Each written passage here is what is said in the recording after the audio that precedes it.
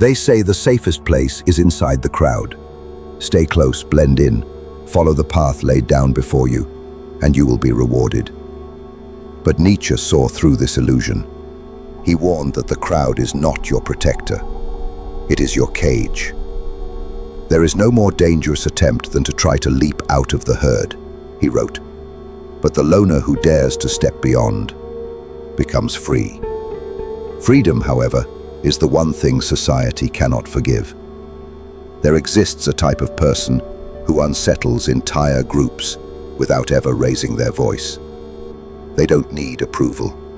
They don't fight for status. They don't hunger for recognition. Instead, they walk with a calmness that says, "I am enough." And that terrifies the tribe. Why? Because every system, governments, corporations, even families, depends on one assumption: that you need the group more than the group needs you. That fear of exclusion will keep you obedient. That craving for recognition will keep you useful.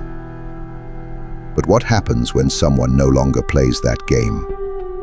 When they find in themselves what others can only find in the applause of the crowd? That's when society turns hostile. Not because the loner has attacked it, but because the loner has revealed its secret weakness. Independence is contagious. It whispers a forbidden possibility that happiness, meaning, and strength can exist outside the herd. Nietzsche understood that the crowd survives by smothering this possibility, by shaming the one who walks away, by branding the free spirit as arrogant, dangerous, even insane. Because if one person proves that freedom is real, others might begin to wonder why they are still living as slaves. So tonight, we strip away the lie. We expose why intelligent, independent minds trigger such fear. We reveal the hidden war between the crowd and the few who refuse it.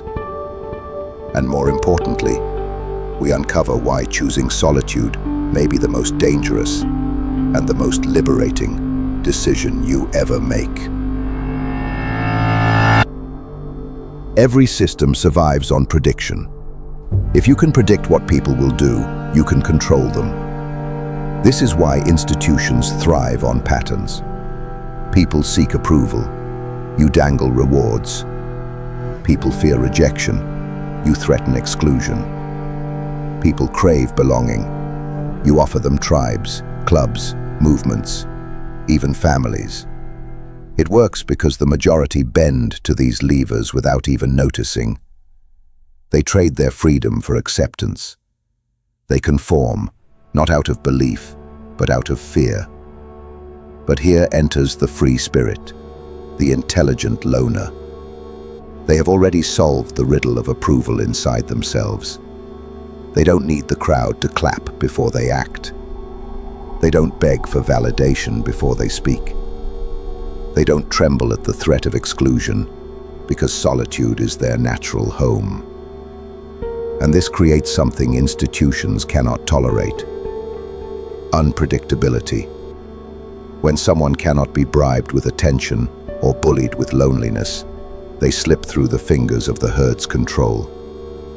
They become, in Nietzsche's words, a law unto themselves. Unpredictability terrifies the tribe because it breaks the algorithm of conformity.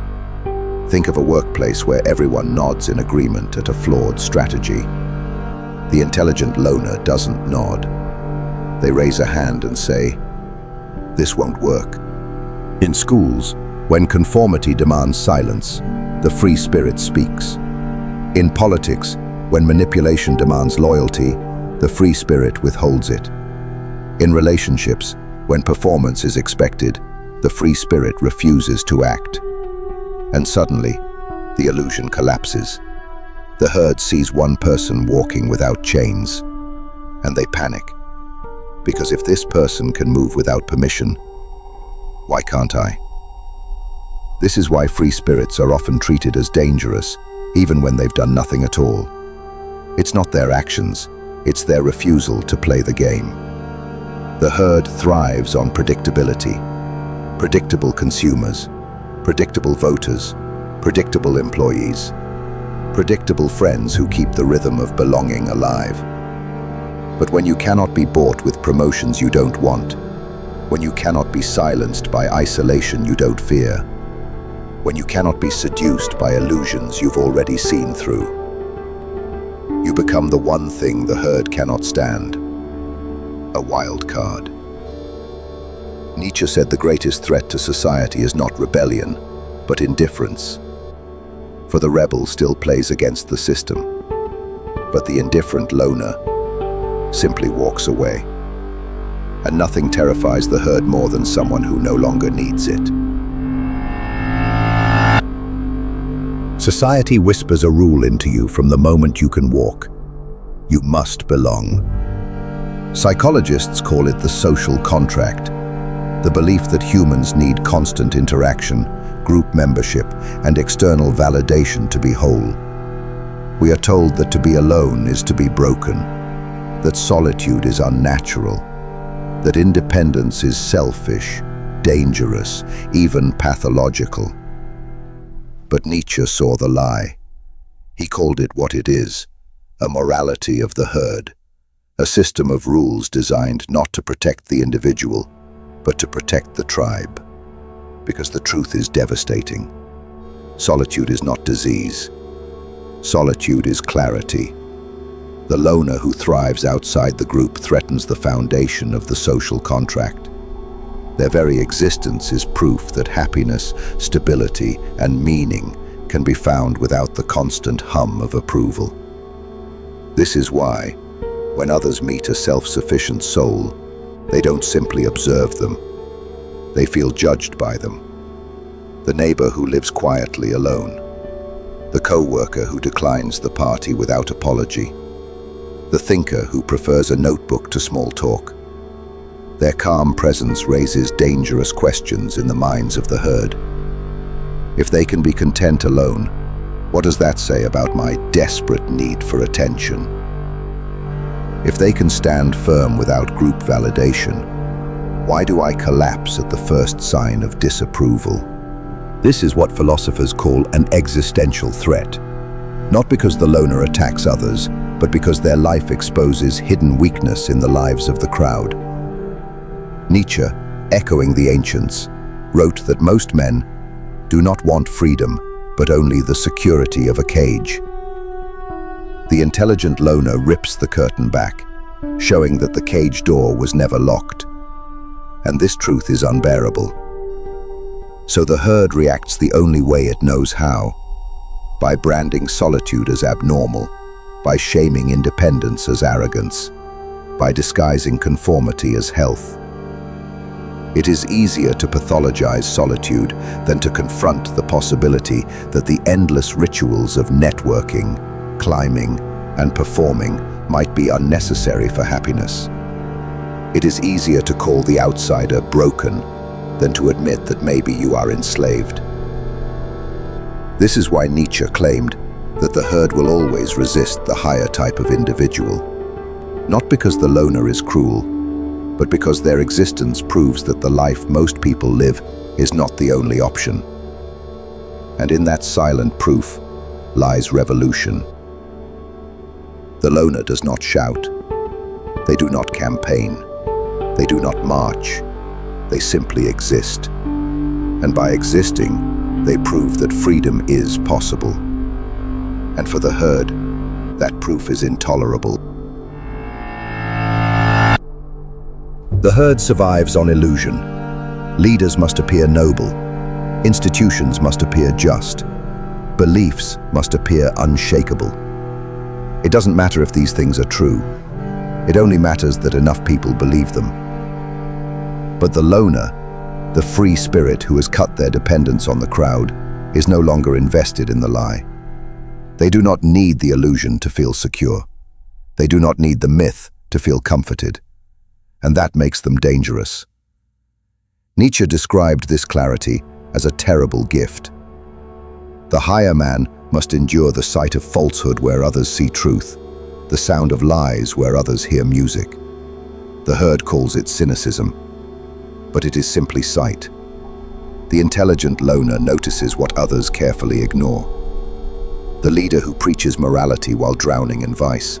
The company that glorifies teamwork while quietly exploiting its workers. The society that praises freedom while demanding obedience. Most people are too entangled in the system to admit these contradictions. Their status, their belonging, their entire sense of meaning depends on protecting the illusion. But the loner can afford to see, because their strength is internal, because their meaning is not chained to applause. This is why they are feared. In meetings, they ask questions that expose hollow strategies. In politics, they see the puppet strings others refuse to admit exist. In culture, they call out the myths everyone repeats but no one examines. And worst of all, they remain calm while doing it. Where others rage or panic, the loner dissects. Where the herd clings to slogans, the loner asks for proof. The crowd mistakes this calm for arrogance. In truth, it is detachment. Detachment from the illusions they no longer need. History shows the fate of these clear-eyed souls. Socrates executed. Giordano Bruno burned. Nietzsche himself dismissed as mad. Why? Because each carried the same dangerous clarity. The refusal to uphold illusions that kept the herd safe. The tragedy is that their clarity could have freed others. But the herd would rather destroy them than lose the comfort of the lie. Nietzsche warned that those who see too far ahead are cut down as visionaries, fools or heretics. Not because they were wrong, but because they were right too soon. The intelligent loner embodies this threat in daily life.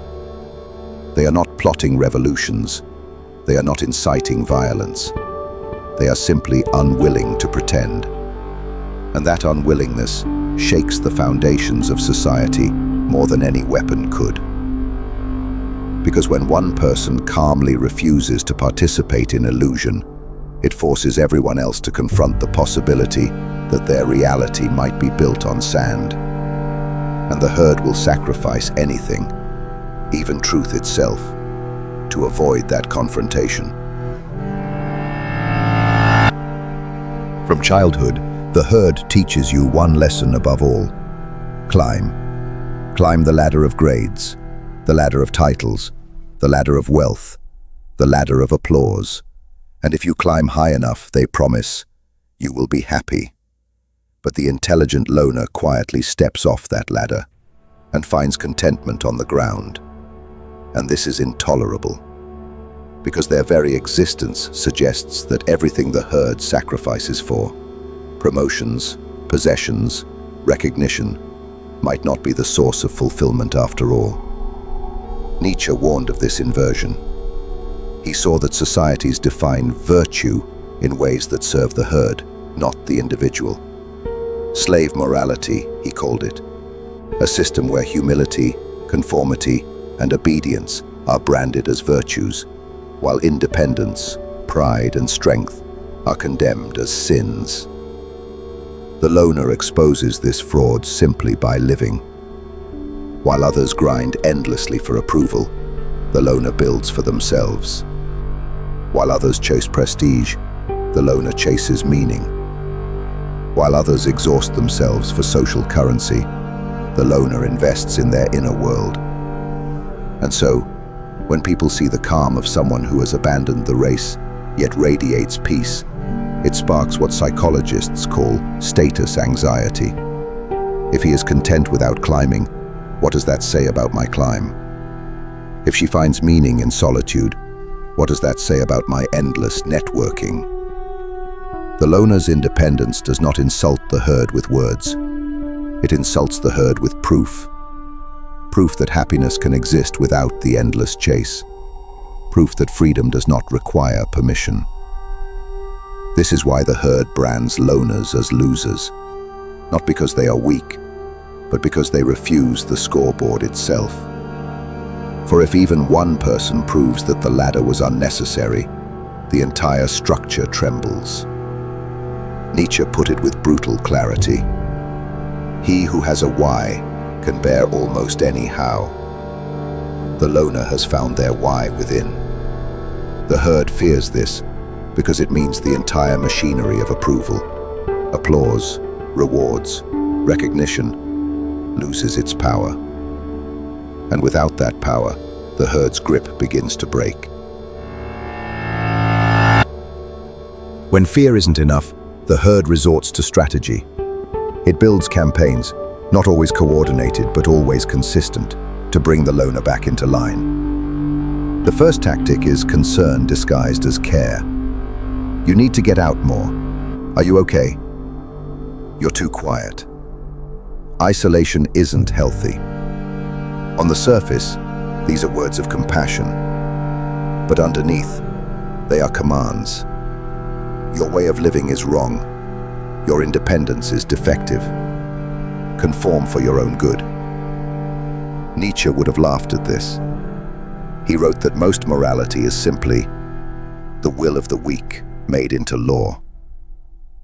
The herd protects itself by redefining strength as sickness and conformity as health. The second tactic is forced collaboration. Education systems push group projects where independent thought is diluted. Workplaces praise team culture, even when solitary focus would solve the problem faster.